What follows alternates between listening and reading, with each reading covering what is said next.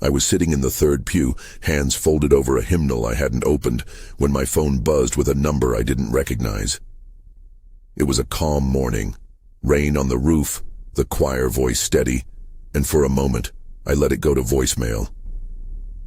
Then the voice on the line cut into the quiet like a stone through a window. "Mr. Ashford, you need to come home right now." There was no time for pleasantries, no small talk. The man on the line spoke like someone who had just seen something he wasn't meant to see.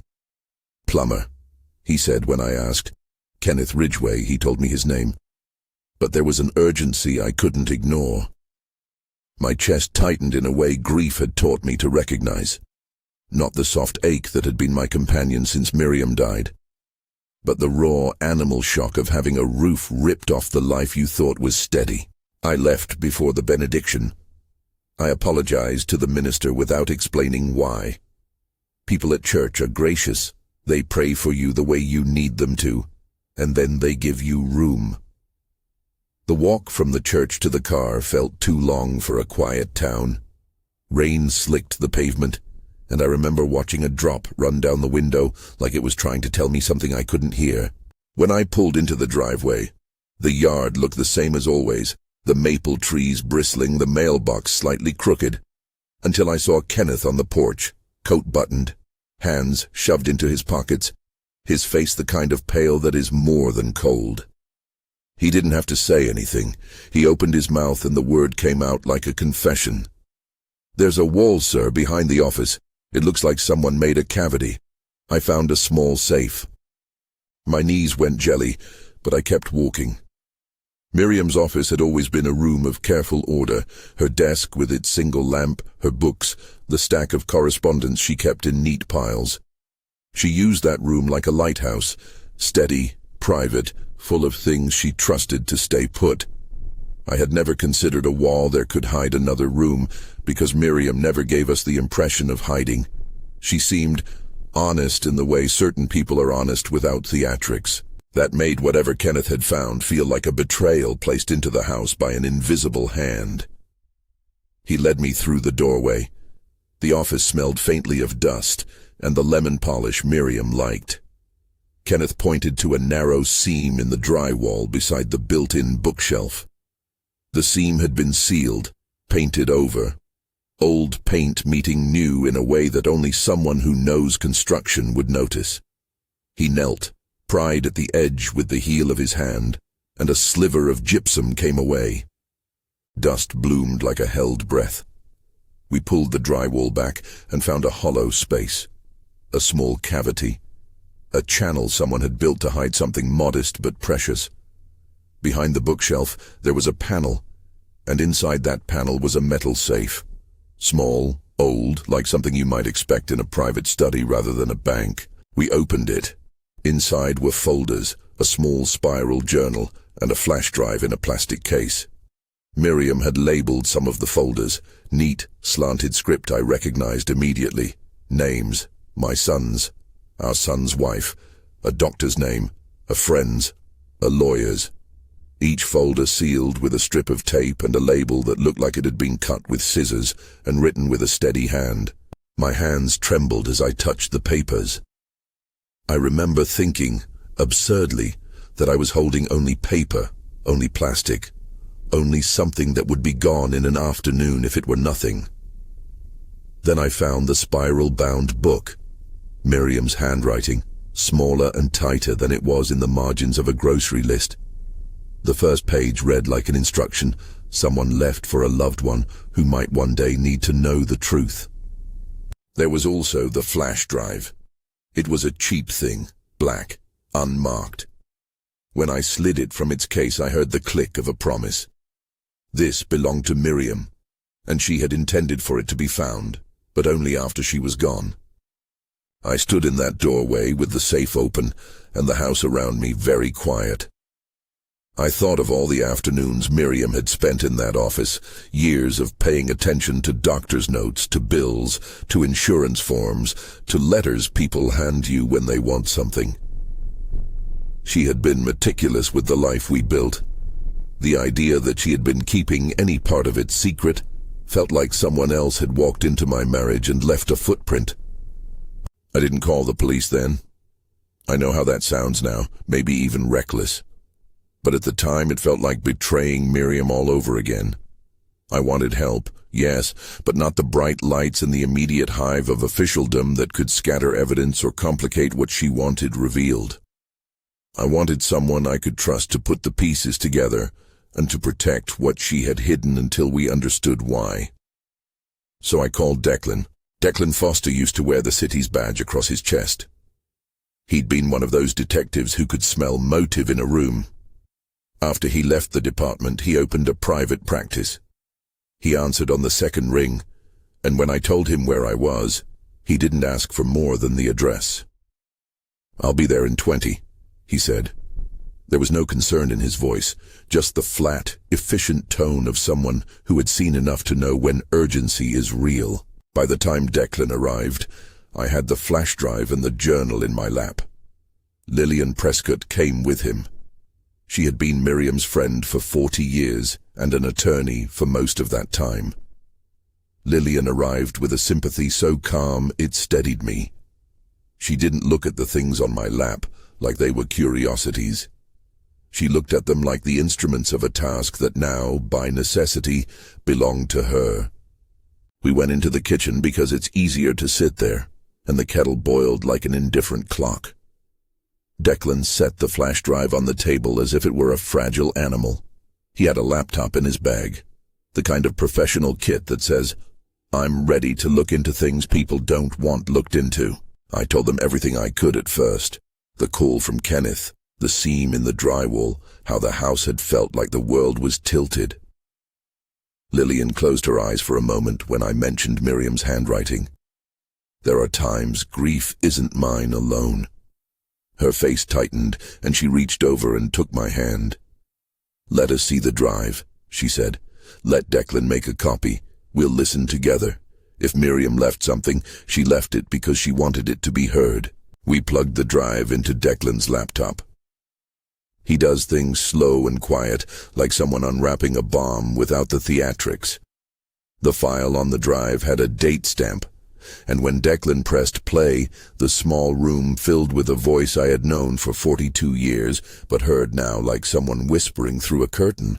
"If you're hearing this, Leonard." Miriam's voice had that steady clarity even in a recording. It was not a scream.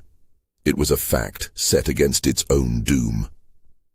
"If you're hearing this, I'm already gone." What followed was not verbatim of the recording. Some of what she said I remember exactly, and some the tape made fuzzy and thin with age. For the purposes of clarity in my telling, parts of the audio have been reconstructed from notes she left. Where I retell her words, they are dramatized reconstructions based on the content of that audio and the journal she kept. She spoke of a slow undermining. She wrote of medicines that made her dizzy, of conversations with Dr. Crane that left her unsettled, of prescriptions that didn't seem to help. She wrote of small transfers from our account that appeared on statements in colors that didn't belong. The most terrifying thing in that recording was the certainty in her voice. Not certainty that someone had meant her harm, but certainty that she had been paying attention long enough to see a pattern. She named names. There it was on the tape. Dennis, Celeste, Elliot, Malcolm Crane. She said them plainly, without the flourish of accusation you'd expect in a melodrama. They were given the weight of people she had felt close to, and who, in her doctor's notes and bank ledgers, had become the shapes of something else. When the tape ended, I found I could not speak for a while. Declan and Lillian sat near me like two pillars. Declan's jaw moved, but no words came. Lillian wiped her cheek and said, "She did this carefully. She wanted you to find it." The spiral journal was worse. Miriam had written her days in a kind of ledger of suspicion. Dates, details, whom she saw, conversations that felt off afterward. There were prescriptions recorded in a shorthand only she and Lillian would understand. There were notes about a camera they had given me for my birthday, a gift, scribbled with a question mark. There was even a scraped entry about a conversation with Dennis after Thanksgiving, a note that read like a cross-examination in a slow court of intimacy. It would be easier if the papers had been dramatic. A clear letter accusing a face, a single incontrovertible piece of evidence. What Miriam left behind was more insidious and in some ways more kind. She had collected confusion into a map, hoping that whoever found it would follow the lines. There were phrases like, "if anything happens," and "do not trust," that read like the last paragraphs of A Careful Life. Lillian leaned forward and let out a long breath. "We ought to copy everything, immediately. We have to preserve the originals. If Miriam suspected someone within the family, we need to be methodical." I remember thinking about Dennis in those moments, our son, and how the walls seemed to shrink around a small boy I once knew. Dennis had a laugh that could make the room light up. When he married Celeste, we had welcomed her. She was a woman who could be charming in ways that made your defenses drop.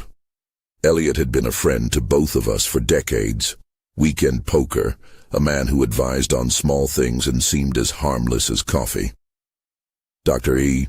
Crane had been our physician, the man Miriam trusted with the details of her health. To hear these names piled like that in Miriam's packet felt like someone had taken the family photo and written a list of changes on the back. We made copies. Declan photographed each page. Lillian notarized a chain of custody list, as though the kitchen table had become a holding room for evidence. I began to feel like some character in a story I didn't want to be in. The older man whose wife's secrets were turning the people he loved into suspects. Before we called anyone else, Declan looked at me and meant it when he said, "We keep this quiet, Leonard. For now. Let me see the bank statements she kept. Let me run a check on the transfers. Let me look at what you were given. Gifts that included cameras, financial authorization forms. If someone is forging things, we find the forgeries before they come after you." "Forging what?" I asked, because I couldn't imagine why anyone would need something of mine beyond money. But Declan's look told me it was more than that.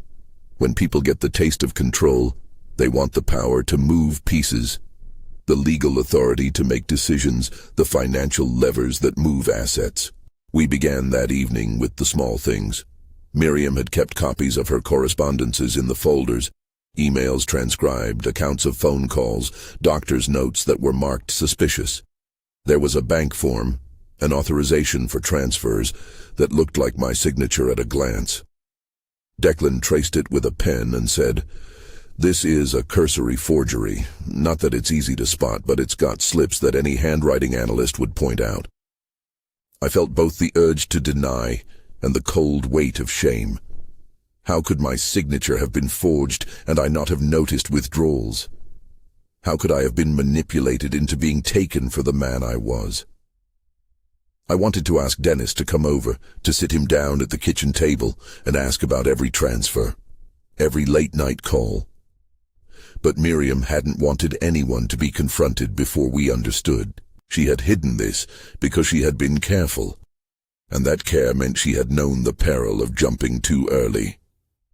We went to bed with the flash drive under the pillow like an amulet. Lillian stayed late making notes. Declan left with a thumb drive that held digital copies he promised to keep encrypted. I lay awake listening to the rain, imagining Miriam's hands sifting paper like a gardener weeding a bed. I tried to picture her fear. I tried to picture the face of the person who would do such things. The next morning, I called Dennis. It felt like a betrayal to call him, to ask him about forms and transfers. He answered immediately, his voice warm, the way a son still answers a father, the way he used to when our voice was a map to which he always went. He said he would come by that afternoon. He didn't sound like a man with anything to hide. Still, I couldn't bring myself to tell him about the safe. Not yet. Miriam had asked for caution, and in the milk of that instruction I found a reason to keep my mouth shut. It wasn't long before the first small attack came. I call it an attack because that is what it felt like. a deliberate nudge to check whether the map Miriam had left would react like a compass. It started with the bank notification. A small transfer, a few $1,000s. I spotted it in the account when I tried to reconcile a statement from a week earlier. I called the bank. They were helpful in the way institutions are helpful when their job is to answer questions. They took down details, promised to look, to flag the account. They asked me a series of security questions that made my head swim. My mother's maiden name, the make of the first car I ever owned. The call ended with polite assurances and a promise that someone would get back to me.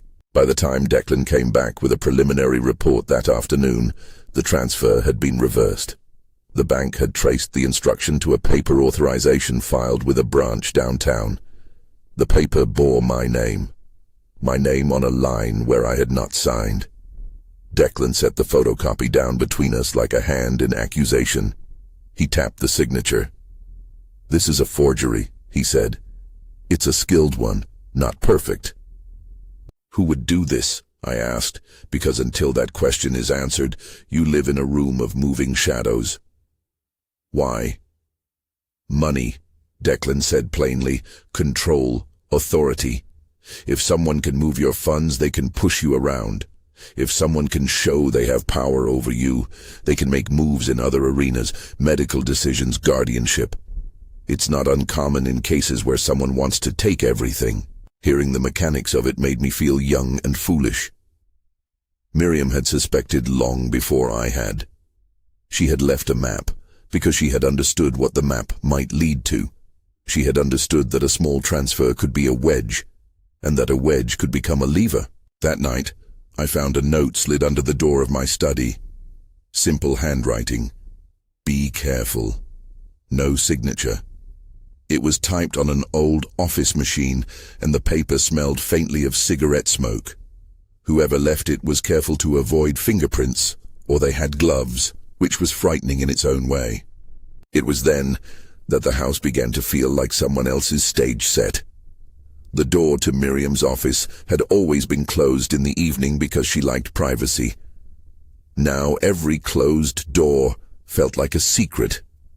Every light left on felt like a signal. I slept in the living room with the television on, not because of the noise, but because it made me feel less exposed. A week passed with small things. Missed mail, a call from someone asking questions about accounts in a voice that tried too hard to be comforting.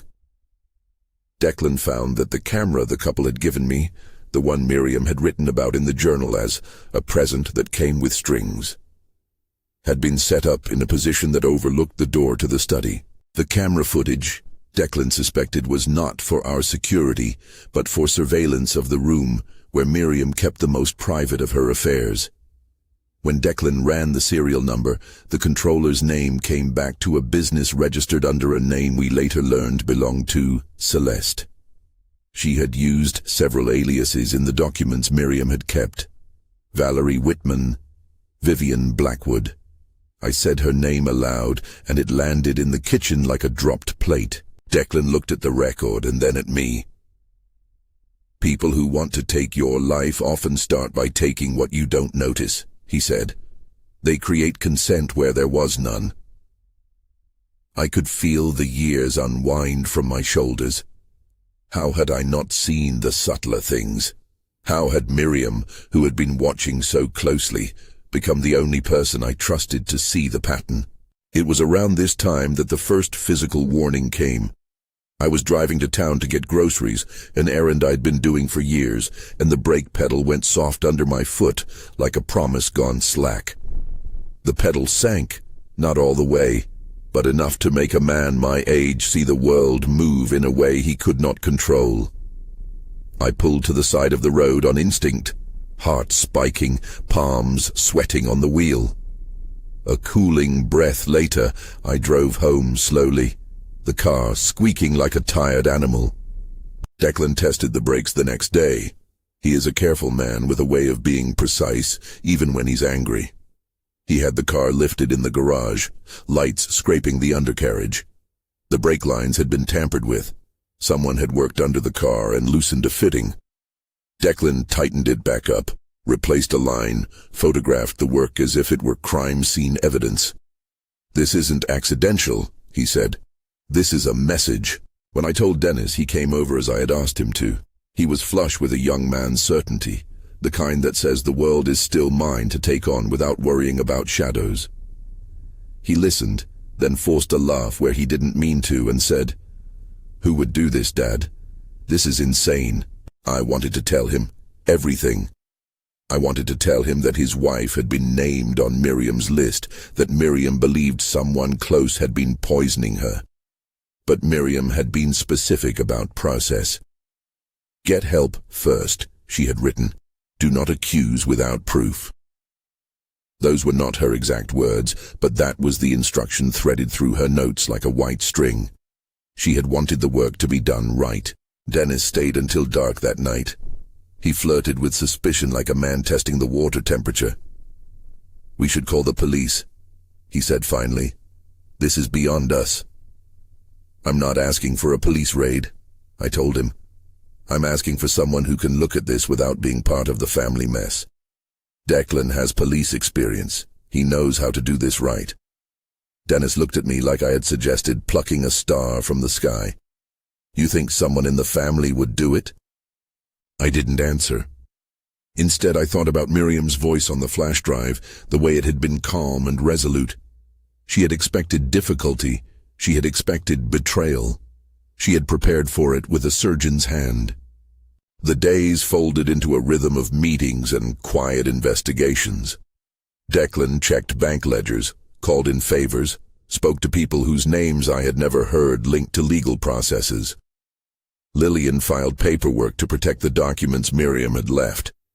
There were sealed containers and registries and promises that the courts would accept chain of evidence. Out-of-state accounts were traced. A name here, a phone number there. It was during one of these long, small days that Lillian said something I will remember for the rest of my life.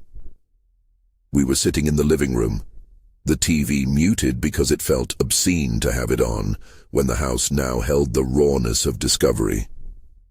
Lillian took my hands and she said, "Miriam didn't leave you evidence she expected you to use for vengeance. She left it to keep you safe and to make sure the law could work. That means we have to be smarter than they expect. We must document everything." There was a bitter comfort in that order. Miriam's faith in the process, faith tempered by her own suspicion, meant we were bound to a path she had carved. It felt like the only way to honor her. By the end of that week, we had a list of things that made a slow, sinister picture. A forged authorization bearing my name, transfers that had been attempted and reversed, records that suggested Celeste had access to accounts under an alias, the camera placed in the study, and a doctor's notes that didn't seem to correspond with prescriptions Miriam had been given. The papers were not dramatic on their own. They were the kind of small, bureaucratic tyranny that can break a life without anyone watching. It was the slipperiness that made it so dangerous. I began to notice small changes in people. Elliot's visits became more frequent. He would drop by with a bottle of wine and the easy smile of someone who has kept a secret so long it becomes a companion. Dennis seemed to look at me sometimes with an expression that was neither child nor enemy, but unsettled, like someone learning he had been living in a house with a locked room. One evening, as we sat across from one another with coffee cooling between us, Declan said bluntly, "Someone set a course to take what they could from you, assets, authority, even life itself. You are not an accident in this plan. You're a target." I felt the sentence like a rope around my ribs. "Who benefits?" I asked. "Those who would inherit control," Declan said. "Those who would be freed by your incapacitation. Those whose motives are profit and power." It was a precise diagnosis of human motive that left me hollow. The people Miriam named were close to us. The ones you invited for birthday dinners, the ones who knew where the silverware was kept. To think that closeness could be a mask for calculation felt like a betrayal not only of my trust, but of the way I had raised my family. At the end of that week, Lillian pushed for a legal safeguard. She filed for an emergency injunction to protect certain accounts from being moved without oversight. It felt like putting a fence in place when the house was already on fire, but in the absence of something stronger, it was an act. There was no mention yet of guardianship petitions or the kind of legal machinations Miriam had feared, but the things we took steps to protect felt like stopgaps against a storm. After the filings, I sat on the back porch and watched the rain come down in sheets. The map Miriam had left me sat on the table inside, the spiral journal open to a page about low-grade poisoning symptoms, hair loss, tremors, coordination problems.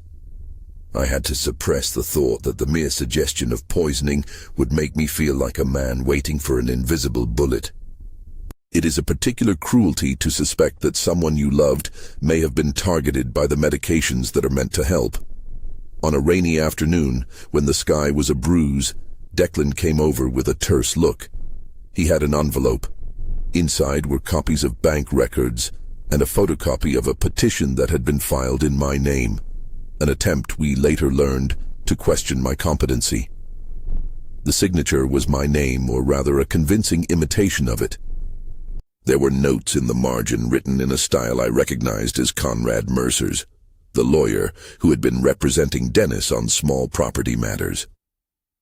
Conrad had been credited in some of the documents that surfaced, though Lillian said Conrad's role was ambiguous at best. Timing matters, Declan said. They were preparing to move while you were still vulnerable. They were setting up the paperwork to make decisions for you. I read the petition and the allegations it levied, concerns about memory, about capacity.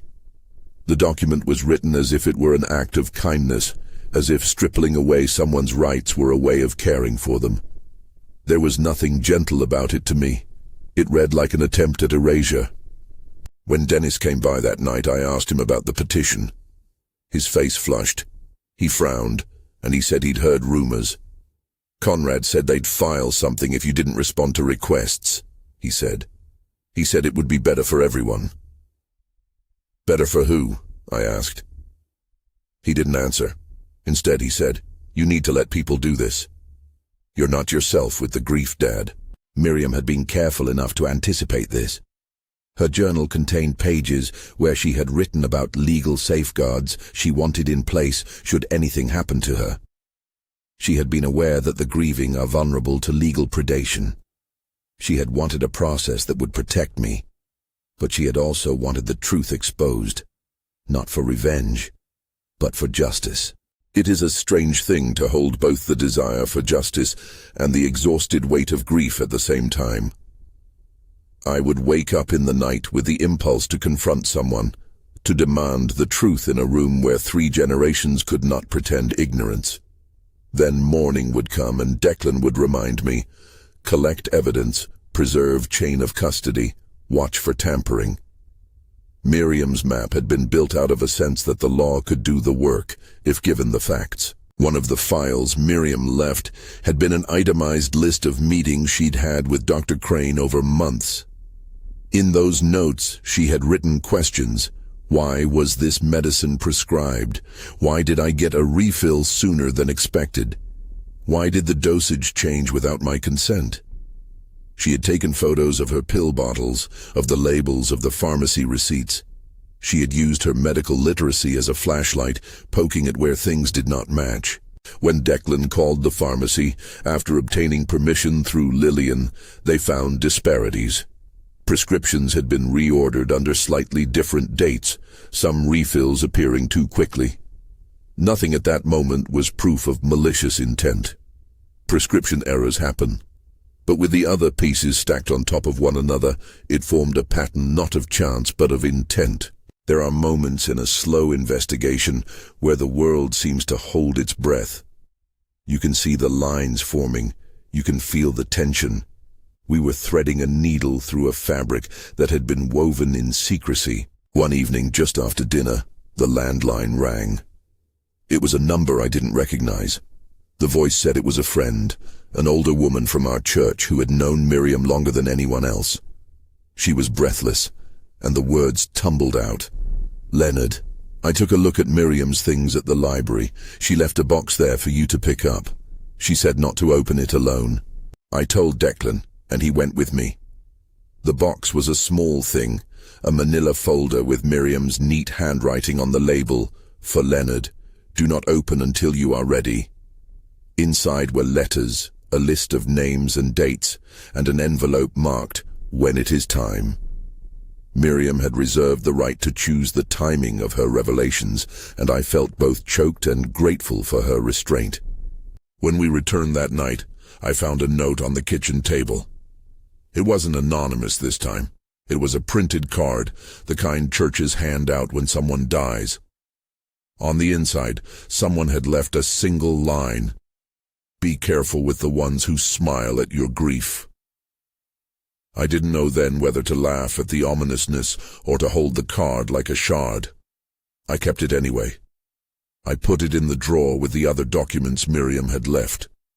It felt, for reasons I couldn't name, like a small talisman. The days began to accelerate like a train that had finally reached the station. Small discoveries led to others. Declan found an account with a transfer history that made no sense. Lillian called about a meeting with Conrad Mercer that made her suspicious. A neighbor mentioned a late-night visitor with a bag. The town, which had been the backdrop to years of quiet life, started to look like a chessboard. And then, on a grey morning when the fog still clung to the hedges, Miriam's spiral journal revealed a line I will never forget. "If anything happens to me, follow the small things. They are the trace of a larger design." Those words became the compass.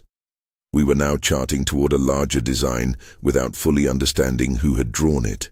There were moments when I would walk through the rooms Miriam had tended and think of what it meant to love someone who loved a world less glamorous than ours.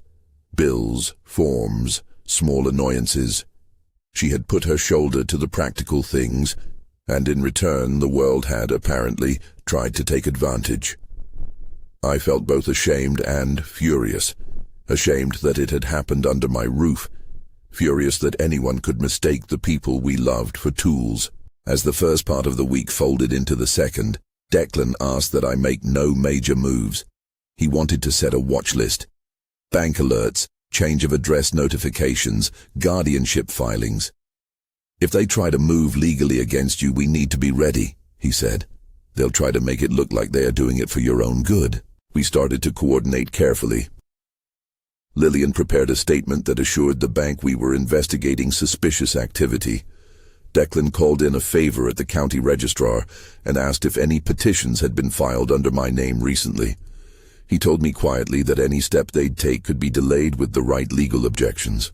All of this felt like standing at the edge of a field, watching lightning build in the sky. I anticipated the storm, but could not see the exact point where it would strike. I knew only that Miriam, in her quiet way, had anticipated part of it and left a map. At night, I would take the spiral journal out and read her notes about small things, about pills left in a cup that tasted wrong, about a conversation with Dr. Crane, about a line in a statement that didn't quite match the bank's numbers. She had lived her final months like an investigator, and in her last act, she had tried to leave the way forward. One afternoon, when Declan and Lillian were at the house, there was a knock. Dennis stood on the porch, rain in his hair, and a look in his eyes I had not seen before. He said he had come to help, to be part of the work, to face whatever ghosts we had. He did not know then how close he already was to being wrapped in the web Miriam had drawn. We sat at the kitchen table and I told him carefully what I could. I told him about the safe, about the flash drive, about the buttons on the little camera we had received that did not line up with the definition of a gift.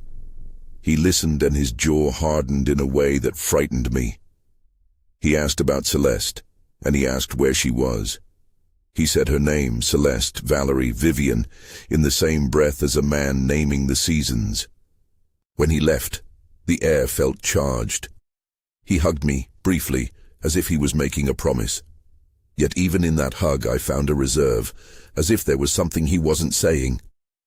I watched him walk to his car, and I felt a small, knife-edge fear that perhaps Miriam's map would lead our lives to a place where nothing would be the same. That night, alone in the quiet, I turned the spiral journal's pages until my eyes blurred. Miriam had left a life in those pages, her small instincts, her deductions, her strategies.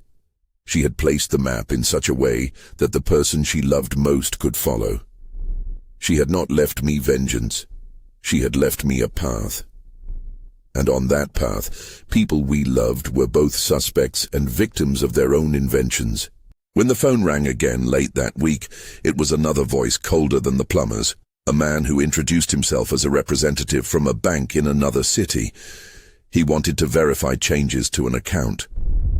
Declan answered standby. He had spent the morning constructing a script. He took the call as if speaking with the devil, asking questions, gathering names. I sat in the doorway and listened to him coax admissions out of silence like a man prying the truth out of a locked safe. When the call ended, Declan turned to me. "They're coordinating across states," he said. "This isn't small." In the days that followed, the list of suspicious things multiplied. It was no longer possible to imagine that misfortune had merely happened to Miriam. The pattern she had sensed was now a corridor we could not walk without hearing our own footsteps echo. We were learning to be careful in a way I had never known I needed to be. Miriam had taught me how by leaving her map. She had written to protect me, she had recorded to warn me, and she had hidden those things in the place she knew I would eventually go when confronted with the idea of secrets. Her office, the room where she kept the affairs of our life. And so we kept going, copying, photographing, calling, and waiting. The house felt like a place of cross-examination.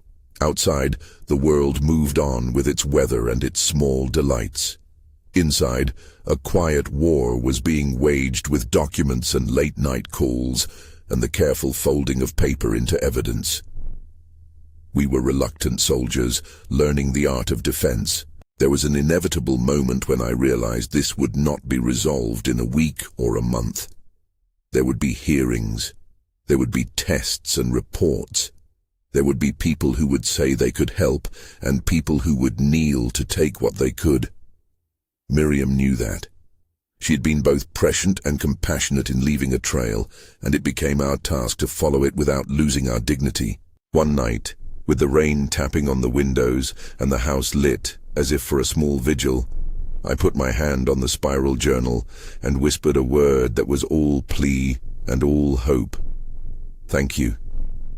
It was for the woman I had loved, for the life we had made, and for the clarity she had left me when everything else was clouded.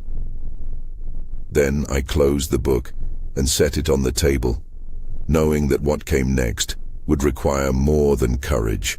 It would require the steady hand of the law and the resolve to see truth through the fog. A week later, in a move that felt both necessary and perilous, Declan said he wanted to widen the circle. He had contacts in the county who had become federal liaisons in the past, and he believed, based on the pattern of bank accounts and the number of people implicated, that we might need federal involvement. Lillian cautioned patience. "Make sure the evidence is airtight," she said. "We do this properly, Leonard. We cannot let them paint us as conspiracy theorists." I sat with that responsibility like a stone. Miriam had given us the tools to do this properly. To squander them now would be to let the map become a charade. I felt the weight of her words and the ache in my chest. I am a man who never wanted to be the center of a public drama. Yet here I was, drawn into a story that would demand everything. We made a plan to secure the house, to keep the documents safe, and to be vigilant. Declan installed a discreet logger on the main door. Lillian prepared a motion to preserve evidence. We arranged to have 2 banks flag any unusual movement on certain accounts. And with a reluctance that felt like both sorrow and a pledge, I began to prepare for the confrontation Miriam had foreseen. If Miriam had expected a single showdown, she hid that part from me. What she left instead was a long, careful work. pages and tapes and the skeleton of a plan. We would have to build the rest ourselves. Within days, Agent Harper Sinclair was on the porch. She wore a plain jacket and the sort of unflashy competence that arrives with federal badges. Quiet, specific, and without pretension. Declan met her at the car and walked her into the kitchen as if escorting a guest. Lillian stood to the side and let the professionals do their introductions. Agent Sinclair listened more than she spoke. When she finally sat down and pulled a thin manila folder from her bag, she said only, "We have been asked to take a look." I remember the exact angle of light on the table when she said it, because it made the papers look like things you could fold back into your life, if only you had the right crease. The FBI had been notified through a contact Declan had made. Contacts that move between counties and the federal level, when patterns suggest more than a single local crime. Agent Sinclair had read the preliminary files and wanted to see the originals. When she looked at Miriam's spiral journal, she said quietly, "She did the right thing by documenting." At that point, a federal agent's attention changes the cadence of a case. It does not mean everything is solved, far from it. It means the weight of the evidence has pushed the story into a wider net. Agent Sinclair asked questions that were legal and technical, chain of custody, recent visitors, anyone with motive. She listened to Declan and to Lillian and then asked to hear the audio again. We played Miriam's USB recording in the same kitchen where we'd listened before, but this time the sound carried a different gravity. Agent Sinclair took notes. She made a copy of the drive into the secure server they used for investigations. She asked very practical things. Had I noticed anything about my prescriptions? Had Dr. Crane ever seemed odd? My answers were the same. Yes, a pattern, and no, nothing I could prove on my own. "We'll need the records from the pharmacy," she said. "We'll need any medical files and any duplicates of the bank authorizations you found." Her delivery was procedural, but behind the clipboard the implication was clear. We would be working with people who could compel documents beyond what a private investigator could obtain. When the county medical examiner agreed to reopen Miriam's file after pressure from Agent Sinclair's team, it felt like a pivot point. The autopsy that had at first read natural causes was re-examined with new suspicion. When the lab report came back, it stated that samples taken from Miriam contained traces of thallium, reported in the lab's findings as present in hair and bone samples consistent with chronic exposure. I will say the facts plainly because the report did. The examiner's office wrote that the levels were consistent with poisoning by a heavy metal. Declan and I read the words until they blurred.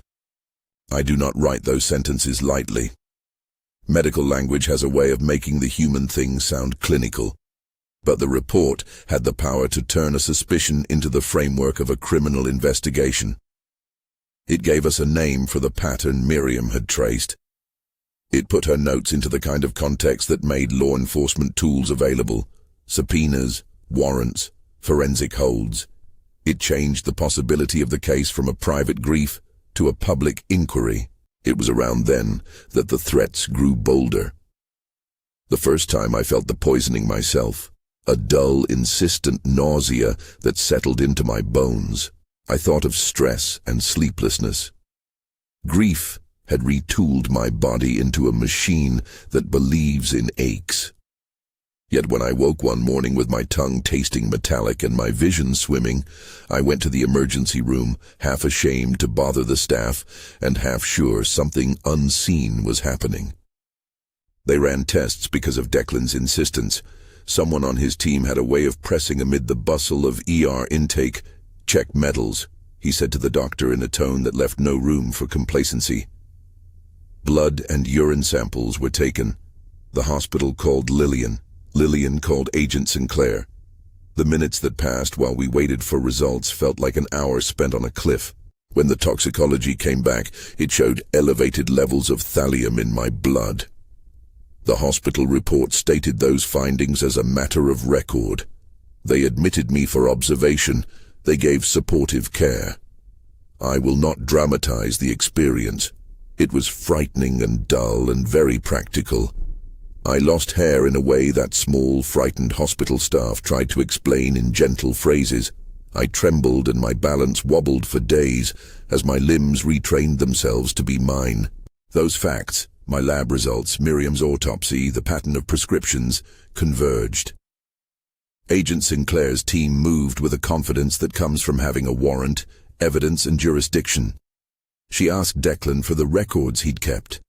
Declan handed over his copies. Lillian filed papers that kept me from being stripped of authority, as the competency hearing was anticipated by the people who had been quietly moving for weeks. I want to say plainly here what Miriam had feared. People who set out to gain by another's decline will attempt both legal and physical avenues to accomplish it. In our case, the legal route came first, in the form of forged documents. The forged guardianship petition, signed apparently by me or by someone acting in my name, had been the blueprint for control. Conrad Mercer, who had been acting for Dennis on a number of small matters, was named as counsel in some initial filings. Conrad presented himself as a diligent attorney. The documents that bore his name were a tangle of legalese and implication. Lillian and Agent Sinclair found holes. Conrad's involvement was murky. He had been copied on some communications and named in others. But the record would show later that he had been used as a tool by those who truly orchestrated the plan. While legal strikes were plotted on paper, the more dangerous work was happening in the shadows. The breaks that had been cut, the syringe hidden for an intruder to use, the person Travis Sullivan, hired by unnamed intermediaries, who came to the back door with a ruse and a needle. These were the ugly, physical attempts to finish the job.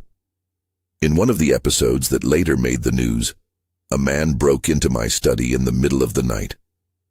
He moved toward me with a folded coat across his arm and a small case. I heard a sound, the metal on wood that one only notices when danger is intimate, and I sprang up. The man lunged. Declan, who had been sleeping in the guest room to keep watch, intercepted him. In the scuffle, a small syringe clattered to the floor. He was apprehended. His prints and a small phone he carried provided the thread. He was Travis Sullivan, acting on the instruction of a middleman. He would later say he had been paid by someone who promised a sum that would change his life. A lie that fastened onto the desperate like a hook. Strong men will sometimes take a job that keeps them alive, and small sums can buy terrible things. I do not describe the scuffle for spectacle. It was violent in the quiet way of intrusive acts. Declan was left with a bruise, and I found myself with an odd gratitude that he had been there. Later, when we watched the footage, grainy camera images from a doorbell camera Declan had set up, the shape of a figure slipping through the yard made an ordinary night feel like a crime scene in a movie. But it was not a movie. It was a lived-in, near-fatal reality that had me lie awake staring at a ceiling whose contours I had once loved. Meanwhile, the legal calendar accelerated. A petition was filed in a neighboring county, an attempt to move jurisdiction, and a hearing was set to evaluate my competency. The allegation was the kind that reads compassionate in the abstract. A son, worried for his father. But in the fabric of the situation it read like a step in a plan. Lillian advised gently but firmly, fight it with evidence, not with anger. We prepared exhibits, the recorded USB audio, Miriam's journal, photocopies of bank statements, the lab reports, the hospital findings, and a log of tampering on my car. Declan prepared witness statements. The hearing was the first time the family would be in a formal legal room with the record before them. Courtrooms are places where words become instruments. They can heal or they can harm, depending on the weight of what is presented. In the competency hearing, Conrad Mercer advanced the narrative that I was vulnerable, that grief had left me unable to manage my affairs. He spoke of minor memory lapses as if they were evidence of incapacitation. He spoke with a lawyer's economy, choosing phrases designed to persuade a judge who sees these things often. We presented the evidence Miriam had left. Lillian brought up the recorded declarations, and Declan explained the context in which Miriam had prepared her map. The audio played, soft in the courtroom, and in that small sound there was the voice of a woman who had been awake to danger. Lillian called in an independent handwriting analyst. Lillian also presented the hospital report showing thallium in my blood.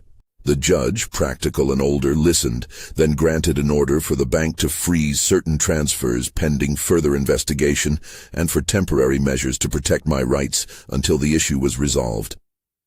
It was not a full victory, but it was enough to buy time. What I learned most acutely in the courtroom and in the weeks afterward was how legal motions can be used as blunt objects. Someone files a petition for guardianship not only to gain immediate authority, but to create the public appearance of concern. That public appearance can begin to shape the narrative. The man whose mind is questioned, the family who is divided. It is in that divide that power accrues. Miriam had seen the mechanism, and she had left instructions on how to prevent it. Her preparation saved me from being steamrolled by process.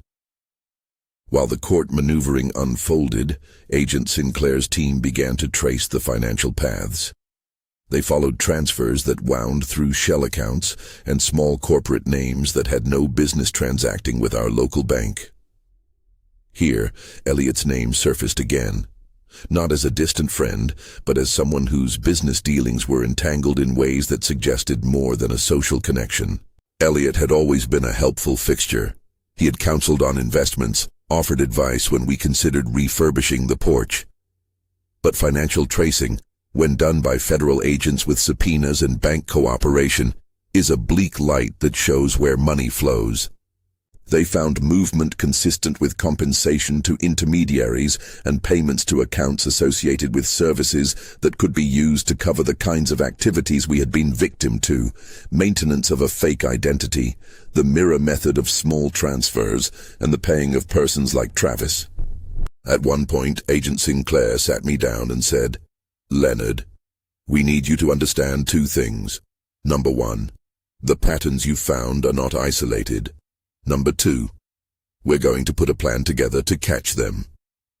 The plan she described was painstaking.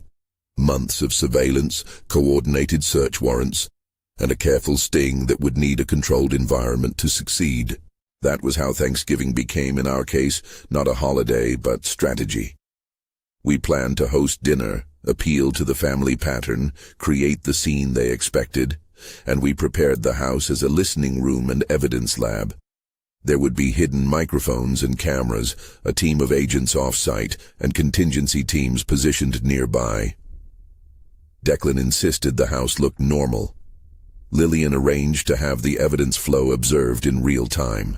Agent Sinclair told me that the best chance of catching a conspiracy like ours was to create a predictable situation where the conspirators would act as they had planned. There was a heaviness to preparing the meal. Food felt like a prop. I made turkey because Miriam always insisted on turkey. It felt like a small, stubborn act of normalcy. I invited the people who had been in Miriam's notes, those she had named not as accusers, but as objects of suspicion to be examined. She had wanted the truth exposed. I wanted to honor that. I drafted a short note and left it on the table in my handwriting, something that said simply, "We will speak like adults." It was enough to set the tone, but the nervousness in my hands refused to be soothed. We wired the rooms. Declan positioned a small set of discrete cameras that recorded to a secure server. Agent Sinclair's people were in 2 vans down the road. Lillian sat in the house with me for part of the afternoon, reviewing what would be admissible in court and what would not. "Stick to facts," she said. "Let the recordings say what they will." I told her I would do whatever she instructed. I had come to understand that process is a way of placing a broken thing back into order. Guests arrived at different times. The first to come were Elliot, and not long after, Dr. Malcolm Crane. Dennis and Celeste arrived together. Dennis's face taut in a way that was a geography of unresolved things. The house smelled like the prelude to something loud: roast turkey, cranberries. The silverware set out as if we'd never been through this before.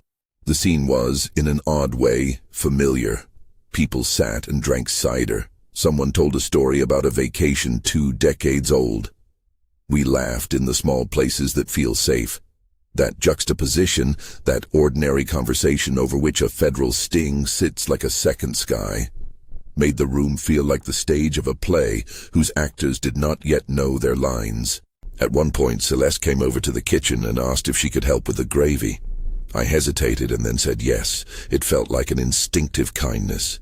She moved through the small tasks with a fluid ease. When she brushed my shoulder, it was the same light touch I'd known from her hands at family dinners. But I had Miriam's tape in my pocket and Agent Sinclair watching the footage. I had seen the world as a map instead of as a blanket. Dinner progressed. There was an undercurrent in the conversation about old grievances and small slights. Elliot told a story that made people smile, but his eyes kept finding me. Dr. Crane spoke about winter weather and the vicissitudes of age. Lillian asked a few neutral questions about community events as a way of setting pace. Somewhere between dessert and coffee, the first move happened. Agent Sinclair's team had arranged for a documentary-style interruption. A family ledger, a set of bank papers, was to be casually found in an envelope by someone at the table. Declan had kept it on his person until the right moment. When he let it slide beneath a napkin and asked aloud if anyone recognized the handwriting, the conversation shifted. It was the smallest thing, but Celeste's hand moved with a quickness that later cameras captured. She reached without looking, scooped at a paper, and in that movement she exposed something. Her fingers, caught by the camera, hit an envelope marked with an alias that matched one of the shell companies Agent Sinclair had traced. From there, things moved quickly. Agent Sinclair's voice over the headset was a low chorus of directions. "We have probable cause. Hold your positions." Declan asked a question that sounded small, a taut, probing thing, and Dennis's face changed. He swallowed and then spoke, but his voice came out in shreds. He admitted, before any aggressive question, that he had signed a document he shouldn't have. Then he said that Celeste had told him it was for some household management. The room held its collective breath. Conrad Mercer, when confronted by Lillian with copies of communications, hedged. He had been careful, and he presented the classic defense of a man who didn't know how deep the scheme went. But recordings, bank records, and phone logs are patient things. They do not care for neat arguments. The footage captured a call in which Conrad's tone changed when speaking to a number that matched an account linked to Elliot's transfers. He later claimed a limited knowledge of the operations, but knowledge, it turned out, had been deeper than his statements allowed for. What surprised me most was how often a person's face will tell the truth before their words get there. Dennis's expression was a map of sorrow. Someone who had made terrible choices and yet seemed startled at what those choices had become. He admitted, in a voice that ran out at the corners, that Celeste had asked him to help cover small transfers, that he had rationalized them as temporary, that he did not know how far they went. His voice broke. "I didn't understand," he said. "I thought it was just bills and—" He could not finish. Celeste's admission, when it came, was different. She did not weep. She spoke in a voice that had a practiced calm. In the footage, it sounded less like a confession and more like an accounting. "It was about security," she said. And then, told that the recordings and bank statements implicated her, she shifted and then admitted involvement with account setups and payments. Elliot, when shown wire transfers traced to him, spoke in partial evasion, and then, faced with irrefutable evidence, began offering fragments of explanation that the agents captured and later used. Dr. Crane's role was exposed through medical records and pharmacy orders. He had written prescriptions and made recommendations that, in context, looked less like care and more like facilitation. The full arc of blame would be hashed out later in a courtroom, but on that night the tableau assembled into a kind of admission. I am careful here because legal matters depend on precision. Confessions in small rooms under pressure are different from plea bargains made in daylight. Some people admitted under the pressure of evidence, others denied or equivocated. But by the end of the evening, the agents moved in and arrests were made. There were cuffs. There were handshakes between the agents that felt almost casual, like people who had spent months assembling a puzzle and now placed the last piece. I did not feel triumph. I felt like someone who had watched a house that had been under siege finally have the doors closed. Travis Sullivan, the intruder, had been located before Thanksgiving through the phone his handler had given him, a number that led back to one of the shell accounts. He was taken into custody on an unrelated warrant and then connected to the plot. Prosecutors later charged him with attempted assault and related offenses. He cooperated to varying degrees. Elliot and Celeste were arrested for conspiracy, financial fraud, and charges connected to the tampering and attempted poisoning. Dr. Crane faced professional investigations and criminal charges related to his medical conduct. Conrad Mercer faced scrutiny for his part in the legal filings. Some counts implicated him in wrongdoing, others presented a murkier picture. Dennis, because of his cooperation and the role he'd played as a relatively passive actor, was treated differently in prosecutorial considerations, a nuance the public often misses.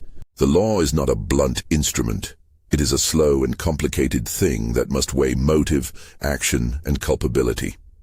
After the arrests, there were searches, more subpoenas, sealed indictments, and a series of hearings. The community absorbed the shock in its own way. Friends who had been indifferent now became fascinated, others retreated. I received letters, some full of consolation, others laced with suspicion. In the weeks that followed, I sat with Lillian and Agent Sinclair as they explained the next steps. Indictments would follow, a trial calendar would be set, and they'd ask for my testimony. I agreed. Miriam's work needed a living witness. Trials, as I had known them from television, are exercises in narrative control. In real life they are long, sometimes tedious, and always exacting. The prosecution presented the financial trail, the lab results showing Miriam's exposure, the hospital records confirming the levels in my blood after the poisoning attempt, and the digital trail linking the conspirators. The defense offered motives and different explanations and sought to fragment the narrative into plausible deniability. We sat through days of testimony where small facts were argued with the intensity of philosophy. Witnesses were questioned and re-questioned. Expert witnesses explained Thallium's behavior. Handwriting analysts pointed out idiosyncrasies in forged signatures, and banking officers traced the path of money across accounts like breadcrumbs through a forest. During one particularly critical moment, the prosecution played Miriam's USB recording for the jury. In that room, her voice, steady, quiet, and precise, filled the chamber.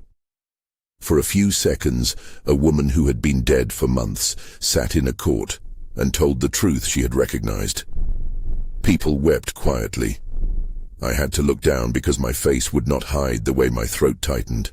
That recording, coupled with the physical evidence, created a structural argument the defense could not easily knock down, a pattern of planning, facilitation, and attempted gain. The courtroom drama is not the end of things, of course. Trials take time. But the momentum from the evidence we had, and Miriam's careful documentation, was decisive. Plea offers were made as the prosecution presented airtight pieces of the case. Some defendants took plea deals, others went to trial and were convicted. Sentences were handed down in accordance with the counts and the degrees of culpability. Elliot received a significant sentence for his role in orchestrating the financial schemes and for conspiracy. Celeste was convicted on charges that included murder-related fraud and conspiracy to poison. Dr. Crane's license was revoked as administrative and criminal processes ran in tandem. Travis Sullivan received a sentence for the intrusions and for attempted assault. Conrad Mercer faced disciplinary measures and later acknowledged culpability in filings. He received penalties and civil consequences. Dennis, who had cooperated and shown contrition, received a different outcome shaped by his cooperation and the prosecutorial plea deals in play. The full legal record is a long document. It is a ledger that, in the end, made concrete the reality Miriam had tried to name. The sealed will Miriam left was opened in the weeks after sentencing. She had written, not in vindictiveness but with a painstaking fairness, directions that protected our assets and established a foundation in her name dedicated to helping people who had been targeted by similar schemes. She funded it modestly, with provisions to advocate for elderly victims of financial abuse and to provide legal assistance to those who could not afford it. Reading her words in court, she had left a recorded message for the executor, felt like a final chapter she had written with a steady hand. The will released funds for restitution and for a small endowment that we later used in Miriam's honor to create the Ashford Center for Vulnerable Adults. It is a small thing compared to a life, but it is part of Miriam's legacy to take a private horror and turn it into public protection. There are things trials do not do.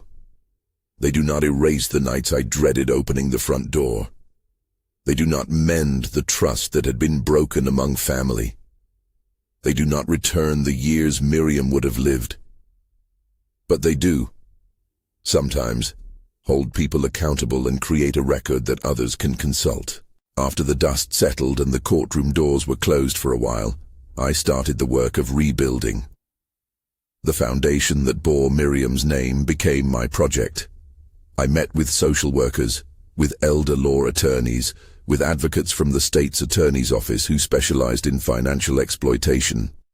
We set up a hotline and a small fund to help cover legal consultations for those who could not afford counsel.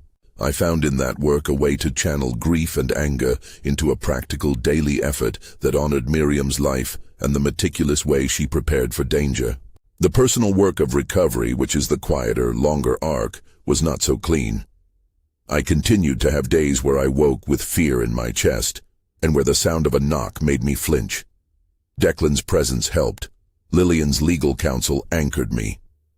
I found solace in small things Miriam had loved, the way the garden smelled in spring, the slow ritual of a cup of coffee in the morning. Friends who remained brought casseroles and a steadiness that was not dramatic but reliable. I began in small ways to trust again that the world could be a place of ordinary kindness. There were awkward moments too. Family was altered permanently. Dennis has gone through his process, a public reckoning and family mediation. Our relationship is altered, as any relationship would be after this kind of rupture. Forgiveness is not an event, but an ongoing negotiation. Some of the people who were close before are now strangers by choice. Others have tried to build new patterns. I do not offer a tidy moral about families. Betrayal cuts like a blunt instrument, and its wounds take time to heal. In court, in interviews, and in private conversations, people asked me why Miriam had prepared the way she did, why she had collected doubts, and why she had not told more people earlier. I can only offer what I felt. She loved order and truth. She wanted to leave a path that would be methodical, not vengeful. She did not seek to destroy anyone. She sought to protect the person she loved. That clarity, love disguised as paperwork, saved my life. There is a strange grace in moving forward. The foundation in Miriam's name has become both a memorial and a mission. We have worked with county attorneys to deliver workshops for older adults about recognizing scams, about maintaining document safety, about the red flags that, for Miriam, were a map. We fund small grants for people who need to secure their financial lives in the midst of caregiving. I travel modestly and tell the story, not for sensationalism, but as a warning and as a record of how the legal system, when guided by good evidence, can protect vulnerable people. People come up after talks and tell stories of their own betrayals. They ask questions about how to safeguard wills, how to create evidence trails, how to spot forged signatures. I speak plainly about Miriam's methods. Keep copies, document patterns, speak to someone you trust, use legal counsel early. Those are practical steps she would have approved of. I do not pretend that what we did is replicable as a formula. The law worked for us because the evidence was preserved and because federal resources were available. Miriam's careful documentation made the difference. That is why I urge people, gently. Take note of small things. Keep a journal. Ask questions of providers. A pattern is a map. If you do not record it, it becomes invisible. Sometimes at night I sit in Miriam's office and open the drawer where she kept the original spiral journal. I read the last pages and find, not bitterness, but a kind of resolute care. She had been writing for someone she loved, and in doing so she had become a kind of guardian. Her last pages included a list of contacts, attorneys, friends, experts, people she trusted enough to put into the record. She wrote small practical notes. Do not sign anything without Lillian's eyes. If you feel dizzy, keep a log. It is the voice of a woman who wanted to make the path out of an impossible thing.